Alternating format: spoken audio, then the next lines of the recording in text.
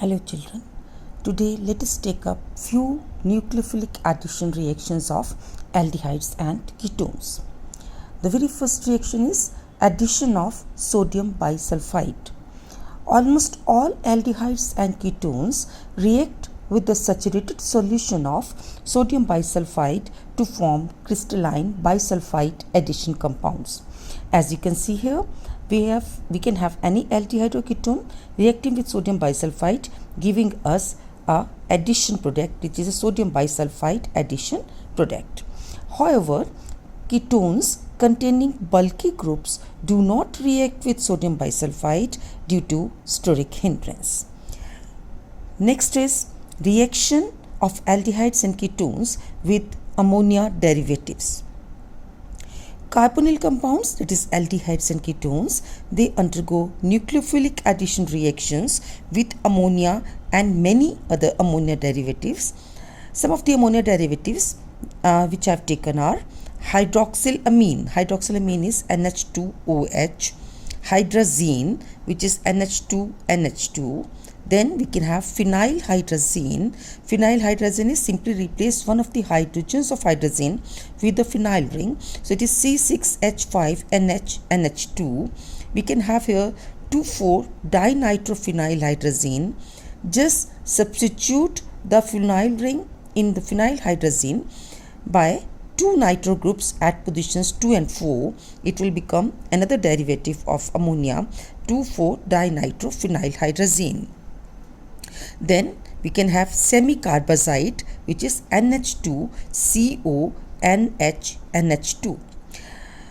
These reactions normally take place in weakly acidic medium to form addition products, which automatically lose a water molecule to form compounds with C double bond N groups. Such reactions are called addition, elimination or condensation reactions. In general, as we can that ammonia is NHHH, NH3. So here, just for simplicity, to write ammonia derivative, I am replacing one of the hydrogens with the group G. Now, this becomes the general formula for any of the ammonia derivatives which I have referred just now. Now, if we consider the structure of ammonia derivative as NH2G, we can write in journal the chemical reaction for any aldehyde or ketone with ammonia derivative as I have shown here. So any aldehyde or ketone, we can write here RH for aldehydes, RR for ketones, or RR dash for mixed ketones.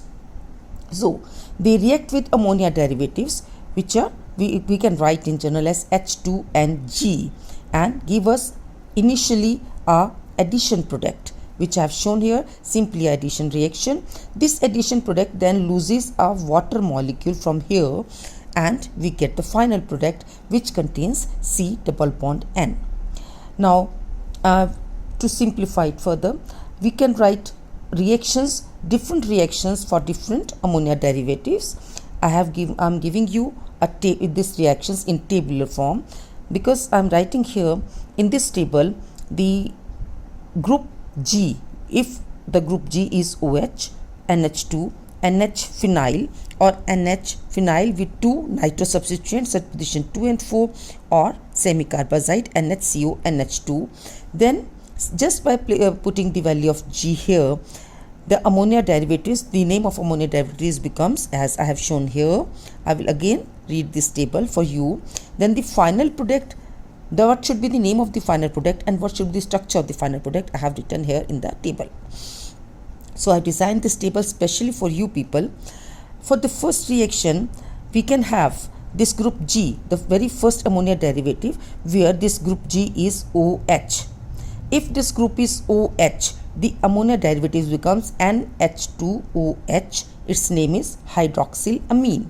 The final product which we get in case of hydroxylamine, when it reacts with any aldehydes and ketone, is C double bond N OH, and the name is oxime. So by reacting any hydroxylamine with any aldehyde or ketone, the product which we get is oxime. Second ammonia derivative, here if we have NH2, so we have here ammonia derivative as NH2, NH2. We have replaced one of the hydrogens of ammonia with NH2 group. The name of this derivative is hydrazine. When a hydrazine reacts with aldehyde or ketone, we get the products which are known as hydrazone. So we can have here hydrazone of aldehyde or hydrazone of ketone. The third ammonia derivative is, as I have written here, with G as NH phenyl ring. So we are replacing this one of the hydrogens of ammonia with NH phenyl ring. Name of that derivative is phenylhydrazine, and the product which we get when phenylhydrazine reacts with the aldehyde or ketone is phenylhydrazone of aldehyde or phenylhydrazone of ketone. The fourth such derivative is very similar to phenylhydrazine. For the next derivative of ammonia, we have just added two nitro groups at position 2 and 4 of the aromatic ring of phenylhydrazine. So the name of the derivative here becomes, the G group is, as I've shown here, NH phenyl ring with two nitro groups at position 2 and 4, and the name of the this ammonia derivative is 2,4-dinitrophenylhydrazine, briefly known as 2,4-DNP. The product which we get in this case is 2,4-dinitrophenylhydrazone derivative or 2,4-DNP derivative of aldehyde or ketone. The final product, which is generally considered as one of the ammonia derivatives, is semicarbazide, where this group G is nothing but NHCONH2. So replacing G with this group NHCONH2, the ammonia derivatives becomes NH2, NHCONH2, and the name of this ammonia derivative is semicarbazide. The product which we get when semicarbazide reacts with aldehydes or ketones is known as semicarbazone. So a homework for you is by changing the value of G, as I have written here 1, 2, 3, 4, 5 values for G, we can have 1, 2, 3, 4, 5 ammonia derivatives, and we can get finally these 5 products. So this is take it as a homework for me, that write down 5 reactions but just by putting different values of G in this journal reaction. You will get 5 reactions. These are actually 5 reactions with ammonia derivatives. Now, next let us discuss the mechanism of this reaction. All ammonia derivatives, as represented as NH2G, they are weak nucleophilic agents as they are basic compounds having a lone pair of electron on nitrogen. So their reaction with carbonyl compounds is catalyzed in the presence of acids and generally at pH 5.6. I told you in the very beginning in the acid catalyzed reactions that the pH of the acid catalyzed reactions should be maintained, because if pH is reduced, that is conditions if they become more acidic, then there is a possibility that in this particular case the ammonia derivative, which is GNH2, it may react with the proton of the acid and get itself protonated.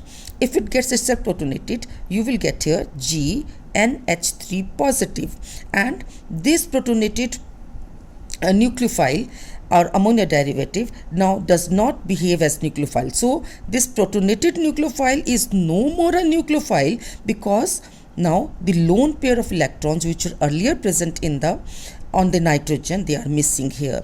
Now without a lone pair of electron, this group will not behave as a nucleophile anymore. So it will not react with the aldehyde or ketone. So optimum conditions of pH should be maintained. Now let me discuss briefly about the mechanism which we already discussed in journal in our previous lecture. Aldehyde or ketone, when they add upon hydrogen ion from the acid which we are using here as a catalyst. Now as H ion, H positive ion, the proton is attacked upon by highly electronegative oxygen bearing a lone pair of electron, and this you can see here the oxygen now carries a positive charge. And because oxygen is highly electronegative, bearing a positive charge makes it highly unstable.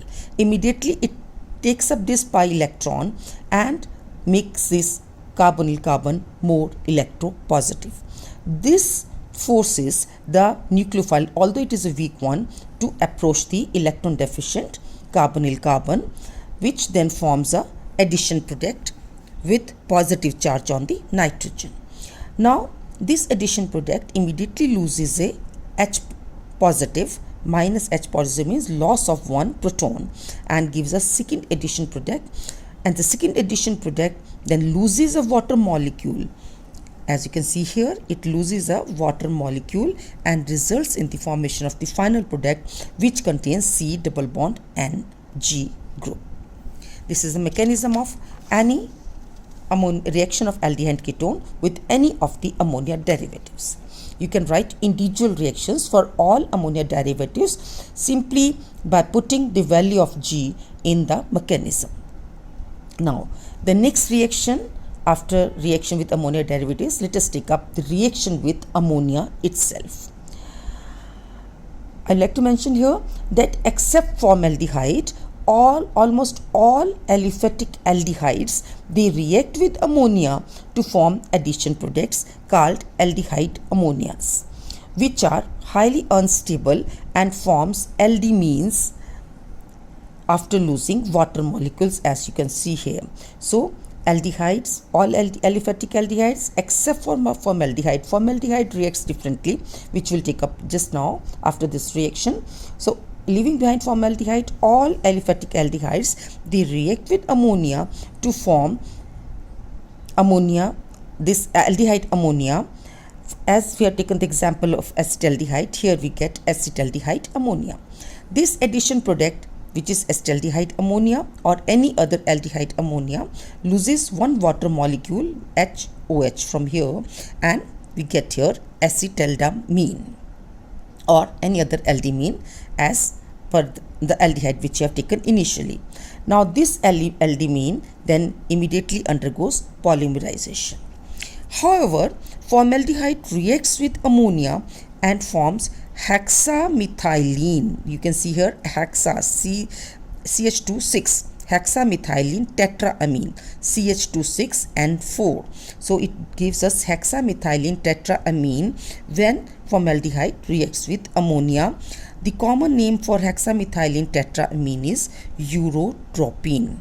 Urotropine is used as a urinary antiseptic, so has great medicinal importance.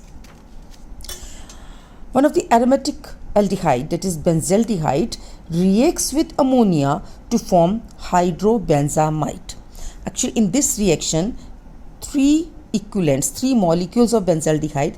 This is first molecule, this is second molecule, here we have the third molecule of benzaldehyde. So three molecules of benzaldehyde, they are reacting with two molecules of ammonia.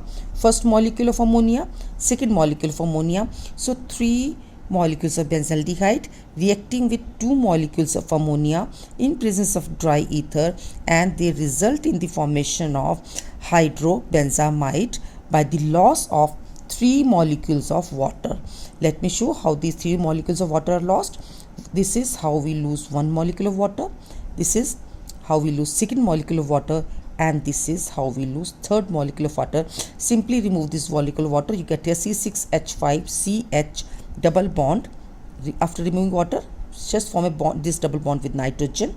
Similarly here you get here C6H5. So this is hydrobenzamide which we get here. Now the next another reaction, important addition reaction of aldehydes and ketones is their reaction with alcohols. Aldehydes and ketones, they react with alcohols in presence of dry HCl gas to form acetals. Actually here 2 equivalents of alcohol are used per 1 equivalent of aldehyde. As I've shown in this reaction, this aldehyde initially adds upon one of the alcohol molecules in presence of dry HCl gas, and we get here an addition product simply by the addition of R-OH, and this is known as hemiacetal. So by adding one alcohol molecule to one aldehyde, we get a hemiacetal. Now the second molecule of alcohol adds to the hemiacetal thus obtained again in presence of dry HCl gas and results in the formation of acetal. So one molecule of aldehyde is reacting with two molecules of alcohol. Here are group, this may be same or different, and we get a acetal via a formation of hemiacetal.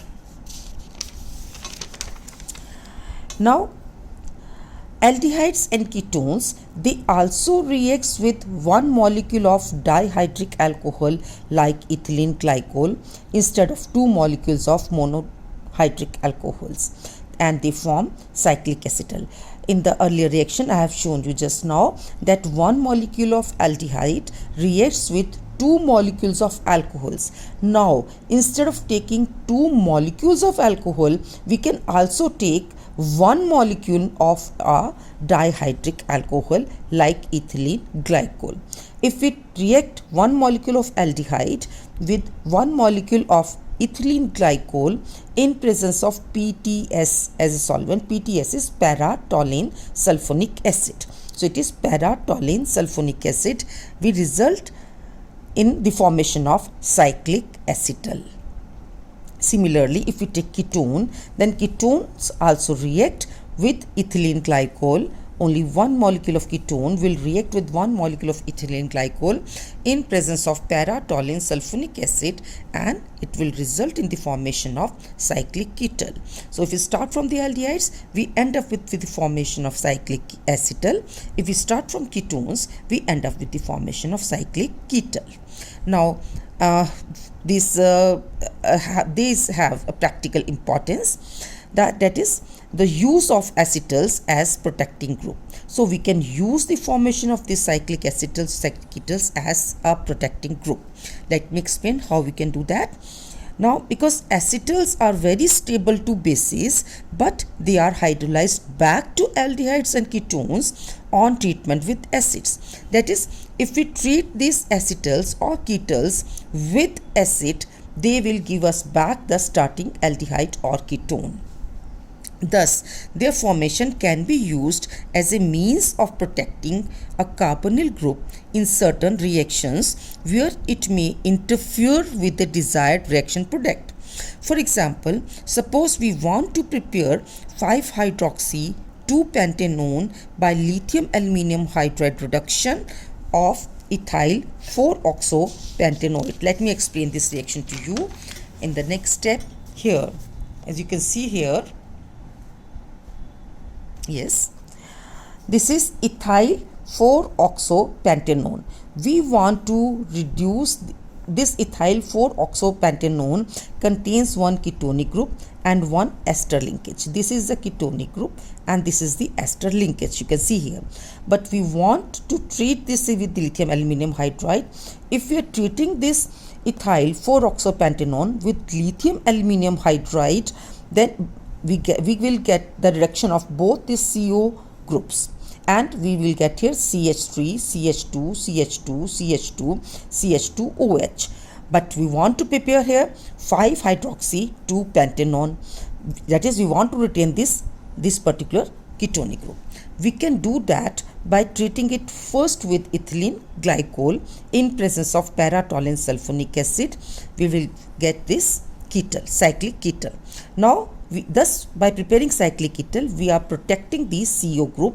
Now this CO group is no more available to get reduced by lithium aluminium hydride.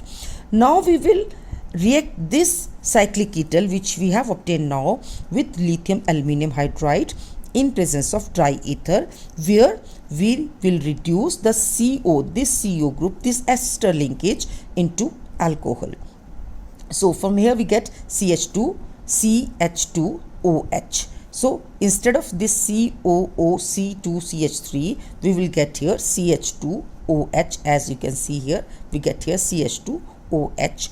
Then, as I told you just now, they hydrolyze in presence of a mild acid and gives us the ketals hydrolyze in presence of a mild acid and gives us back the starting ketone. So we get this CO group back here. Thus we can very successfully prepare by preparing by protecting the CO group with the glycol as a cyclic ketal. We can very comfortably prepare 5-hydroxy-2-pentanone from ethyl 4-oxopentanone, which was otherwise not possible to prepare directly by the lithium aluminum hydride production. So this is one of the very good use of the acetals and ketals as protecting group, because they can be removed very comfortably simply by acidic hydrolysis afterwards. Now finally, I would like to talk here in this lecture with one more addition reaction. This is reaction of aldehydes and ketones with HCN, another addition reaction. The hydrogen cyanide adds to the almost all the aldehydes and ketones, and this will result in the formation of alpha hydroxynitriles. So we can take here any aldehyde or any ketone. If we replace this hydrogen with R, we can write here a ketone. So you can start with any aldehyde or any ketone, add to HCN to this at pH 9 to 10, that is 9 to 10 pH means little bit basic conditions. They will result in the formation of a addition product known as alpha hydroxynitriles. Commonly they are known as cyanohydranes. So we get here cyanohydranes. We have discussed in fact in journal the mechanisms for all these reactions. In the last lecture we already talked about the reaction of nucleophilic addition reactions, the mechanism of nucleophilic addition reactions. Briefly, I can tell you here CN behaves as a nucleophile. This is going to attack the electron deficient carbonyl carbon with the movement of this electron pair pi electron towards oxygen. The hydrogen then adds on the oxygen. Very simple mechanism. You get the addition product. So this is all about today's lecture. In the next lecture, we will discuss few more nucleophilic reactions of aldehydes and ketones. Thank you.